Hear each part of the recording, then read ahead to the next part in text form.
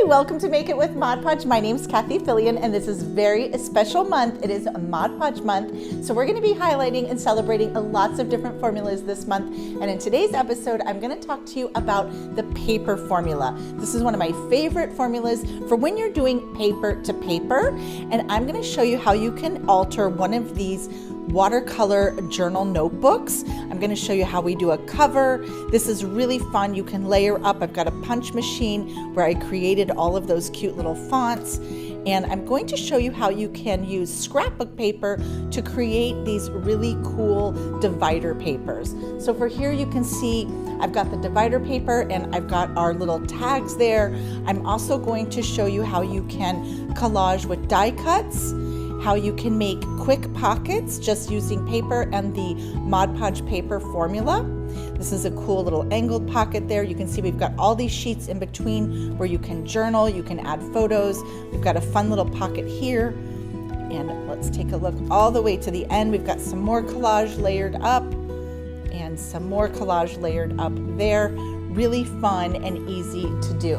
Now this is the paper to paper formula, so it's going to work best when you're working with paper to paper.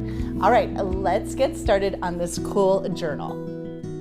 I'm using a watercolor book by Artist Loft, that's from Michaels, and scrapbook paper. These books come in lots of different sizes. I'm using the Mod Podge paper formula, that's important. I'm going to use a punch board, some tags, and a die cut. First, we're going to go ahead and just take that front label off and let's get our cover on. This is just a piece of scrapbook paper I've cut down to size to fit the front, and I'm adding the Mod Podge paper to the back of the paper. Then I'm just lining it up and getting it into position, and I'm making sure that I really press firmly and getting it exactly where I want it.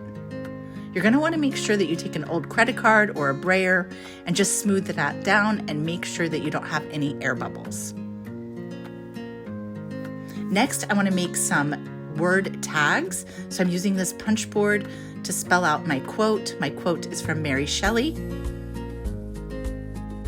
The beginning is always today. So I punched out all of my letters, and now I'm just trimming it up into some strips, and I'm going to create some little embellishments. I'm using the Mod Podge paper on the back of the pieces, and I'm gluing them down to a piece of scrapbook paper that's in contrast. That way the letters will really pop through. I'm top coating with more of that Mod Podge paper. And this is when it's still wet, and that's fine. Go ahead and trim that out. And then I'm going to attach them to the front of the journal using that same Mod Podge paper formula. This paper formula is really great because it doesn't dry with a sticky finish. It's a very smooth finish, and it's really nice with papers. Go ahead and press down, and I'm going to go ahead and glue all of my pieces down.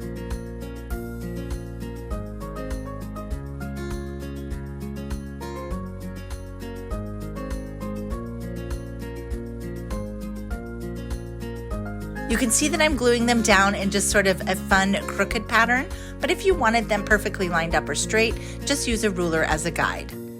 I'm pressing to make sure that they're very secure, and then I'm going to top coat the whole front with more of that Mod Podge paper. It's going to dry clear, but with a beautiful soft finish. Once that's dry, you can add lots of embellishments. I'm going to add some gems to the front. You can tie ribbons. You could add painted details.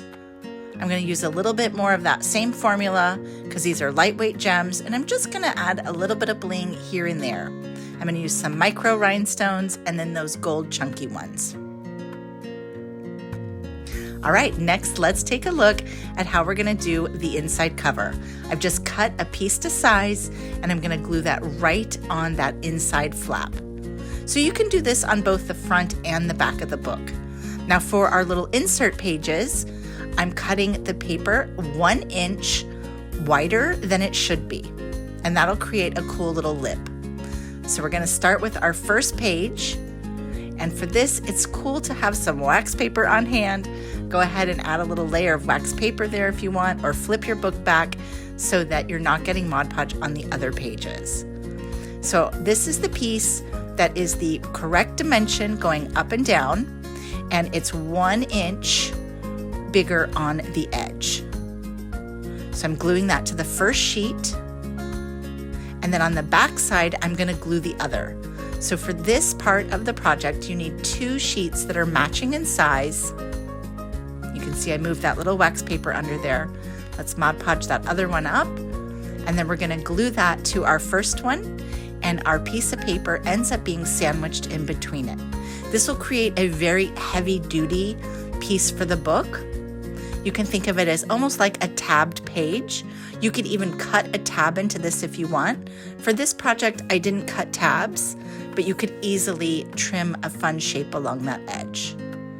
All right, let's do one more of those. So I'm gonna count ahead 3, 4, 5 pages, and those are pages where you can journal, you can add photos, you can add other details and embellishments. And I've got 2 papers again, and again, they're a little bit bigger on the one side, so you can see that fits perfectly up and down, and it's a little bit bigger, 1 inch bigger on the other side. And we're gonna glue that second piece to it. I hope this is all making sense. Of course, if you have any questions, make sure you drop those in the comments. I'm always happy to help. Now for this, you could top coat if you wanted to, but you can also not top coat there. And here I want to show you how you can layer up different embellishments in different pieces of paper, so you don't have to just stop with the one that you did. You can add details onto those flapped pages. You can top coat. All right, now let's go ahead and cut out one of those butterflies. I just love this die cut. We're gonna cut that out of some green paper. And let's take a look at how pretty that is. So the die cuts are really cool. I really like using Mod Podge paper with these because you can glue down all of those delicate details so easily, and you can really just layer up your designs. All right, now I want to show you how you make a quick and easy pocket. For this one, I wanted to have a torn edge, but you could certainly do a cut edge. So I've torn a little bit of my scrapbook paper, and I'm just going to cut that to size so that it will fit on my flapped page. And for this, I'm just going to use the Mod Podge along the outer edges, not across the top, because remember, this is a pocket. And just glue that in place, and once it's dry, it'll be very secure, and you can pop photos or little trinkets in there. You can do a corner pocket the same way, just by cutting a triangle or tearing a triangle shape, and then going ahead and adding just some Mod Podge paper to those 2 edges and putting it in the corner. This is really cute for adding a little tag or a pocket or a picture.